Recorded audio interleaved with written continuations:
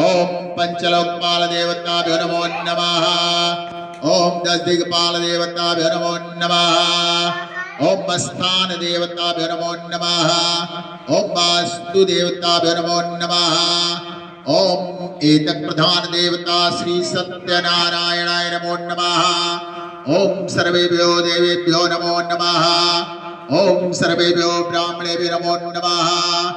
ओम सिद्ध बुद्धि सहिताय श्रीमन् महागणाधिपतये नमः। सब छोड़ दे।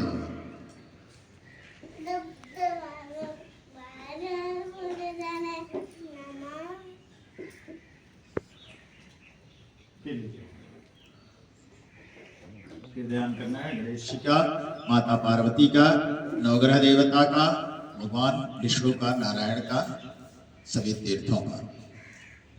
ओम मार्याम्मा समकस्यै गदन्तस्य कपिलो गजकर्णकः लंबो